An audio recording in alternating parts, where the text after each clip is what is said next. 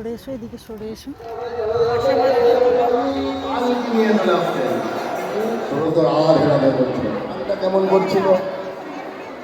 নমস্কার বন্ধুরা, সোমার ঘর সংসারের আরও একটা নতুন ব্লগে আপনাদেরকে স্বাগত। আজ হলো সোমবার, বুদ্ধ পূর্ণিমা।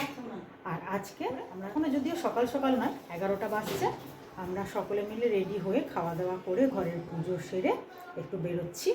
যাব হচ্ছে গুরুদেবের ধাম, আর সেটা হলো দাহাপাড়া।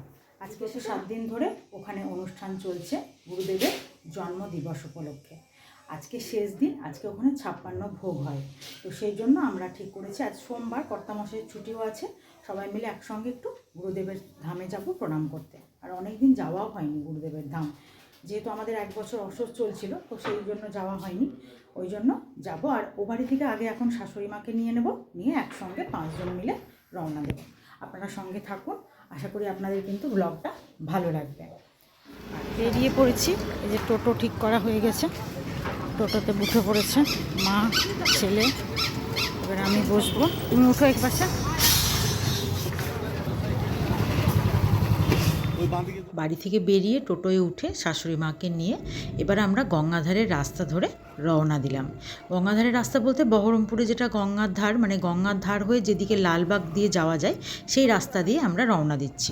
চলে এলাম লালবাগ সদরঘাট, এখানে নামবো, নেমে তারপরে এদিক থেকে নৌকো করব।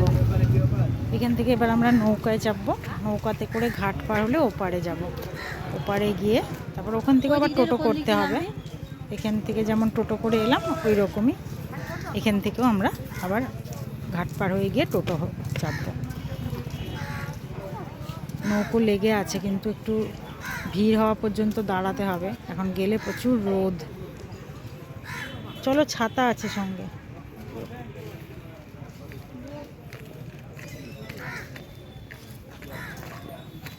নৌকো এখন ভর্তি হওয়া পর্যন্ত দাঁড়াবে। এই যে দেখুন গাড়ি উঠছে সব নৌকোতে, তারপর নৌকো ছাড়বে।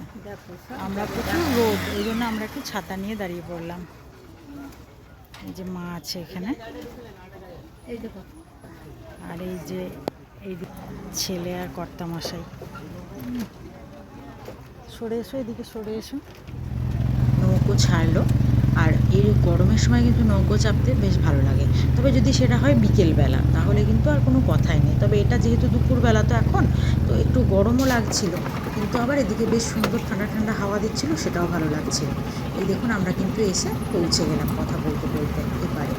এবার এখান থেকে আমরা নৌকো থেকে নেমে এখান থেকে টোটো নিই, টোটো নিয়ে একদম সোজা গিয়ে গুরুদেবের ধামের সামনে নামবো। বললাম না, এই যাওয়া আসাটা কিন্তু বেশ আরামদায়ক, খুব একটা কোনো কষ্ট নেই। এখান থেকে এবার আমরা টোটোতে উঠে পড়লাম। এবার টোটো করে যাব, দিয়ে একদম সরাসরি ধামের সামনে নামবো। এইভাবে যাওয়াটা একটু আরামে হয়। আর যদি অন্যভাবেও যাওয়া যায়, ট্রেনে যাওয়া যায় লালবাগ স্টেশন হয়ে, তারপরে অটো করে এসে গঙ্গার ধারে নেমে তাও যাওয়া যায়। তো এইভাবে যাওয়াটা একটু বেশি আরামের হয়। কাছে কাছে আম একবারে ভর্তি হয়ে আছে, দেখে মন ভরে যাচ্ছে। প্রত্যেকটা গাছে এত আম। আমাদের বন্ধুরাই বাড়ি গো।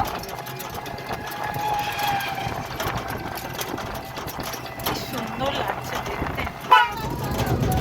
আমরা কাছে চলে এসেছি, কিন্তু এত ভিড় হবে আজকে বোঝাই যাচ্ছে।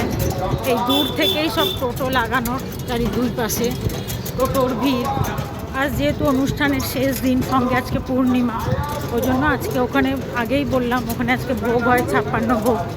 তাই দেখার জন্য ওই দেখুন সব বাইরে থেকে লোক এসেছে, কত গাড়িতে দেখো চলে এলাম। প্রচণ্ড ভিড় হবে আজকে।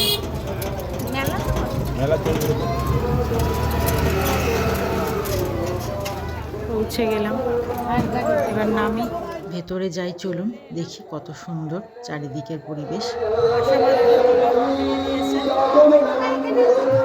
আমি মেন গেট দিয়ে সোজা ঢুকে একদম সামনে মন্দিরের সামনের রাস্তা ধরে ভেতরে ঢুকলাম। আরও একটা ডান দিকে প্রবেশ পথ আছে, ওটা নদীর মানে একটা পুকুর আছে, পুকুরের পাশ দিয়ে। আর এটা হলো একদম সামনে দিয়ে। তো এবার এই পাশের রাস্তাটা এলাম, এটা এবার পাশের রাস্তাটা। তো এদিক দিয়ে এবার আমি ভেতরে যাচ্ছি। ভেতরে গিয়ে আপনাদেরকে আবারও দেখাচ্ছি ভেতরটা কত সুন্দর। আর তার আগে সামনেটা একবার দেখে নিন, কি সুন্দর মন্দিরের চূড়াটা কত সুন্দর হয়েছে, দেখতে কত ভালো লাগছে। দিয়ে এবার ভেতরে গিয়ে প্রচণ্ড ভিড়ও আছে, মানে দেখেই বোঝা যাচ্ছে যে প্রচণ্ড ভিড়, দেখুন কত লোক। আর এই সময় কিন্তু প্রভুকে ভোগ নিবেদন করা হয়েছে, ওই যে বললাম না 56 ভোগ হবে আজকে, তো সেই 56 ভোগই এই সময় প্রভুকে নিবেদন করা হয়েছে, তাই কিন্তু প্রভুর দরজাটা ভেতর থেকে বন্ধ করা। তো আমরা বাইরে থেকে দাঁড়িয়ে প্রণাম করব। এবার চলে যাব একটু প্রভুর জন্য, আমি একটু ফুল মালা নিয়ে এসেছিলাম, সেগুলো একটু প্রভুর চরণে দিয়ে আমি এখানে প্রণাম করব। সেই জন্য একটু প্রণাম করার উদ্দেশ্যে গেছি। তো দেখুন সামনে কত ভিড়, মানে যেতেই পারছি না ঠিক করে। তো যাই হোক, অনেক ভিড় ঠেলে ঠেলে একটু সামনে গেলাম, তারপর একটু প্রণাম করব। আর তখন কিন্তু দরজা বন্ধ, এখনও মানে দরজাটা বন্ধই আছে।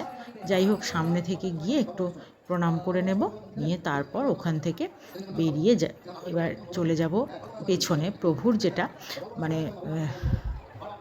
যে আরেকটা মন্দির আছে সেই দিকে।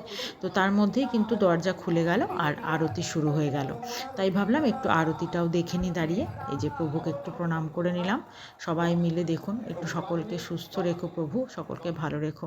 প্রণাম করে চলে এলাম ভেতরের মন্দিরে, মানে যেটা হলো কুঞ্জদাস বাবাজির মন্দির। ইনি হলেন, মানে ইনি ছিলেন প্রভুর সবথেকে বড় শিষ্য। ইনি কিন্তু প্রভুর কাছ থেকেই প্রথম দীক্ষা নিয়েছিলেন। তো সেই মন্দিরের সামনে চলে গেলাম। তো সেই মন্দিরে প্রভুকে ভোগ নিবেদন করার পর কুঞ্জদাস বাবাজিকেও ভোগ নিবেদন করা হয়েছে। তো সেখান থেকেই এক এক করে ভক্তরা সব ভোগগুলো নিয়ে বাইরে বেরোচ্ছে, রন্ধনশালার দিকে যাচ্ছে। আর আমি এখানে এই কুঞ্জদাস বাবাজির জন্য একটু নিয়ে এসেছিলাম ফুল মিষ্টি। তো সেখানে একটু ফুল মিষ্টি দিয়ে প্রণাম করে নিচ্ছি, নিয়ে তারপর এবার বাইরের দিকে বেরোবো। আর আমি আপনাদের জন্য ভিডিওটাকে দুটো ভাগে ভাগ করেছি, কারণ একটু বড় ভিডিও হচ্ছিল আপনাদের দেখার সুবিধার্থে, তাই আমি দুটো পার্টে ভাগ করে নিয়েছি। পরের পার্টটা কিন্তু আপনাদের জন্য আরও বেশ সুন্দর আকর্ষণীয় হবে, এইটুকু আমি কথা দিতে পারি। যাই হোক, প্রণাম করে এবার এগোই, পরের পার্টের অপেক্ষায় থাকুন।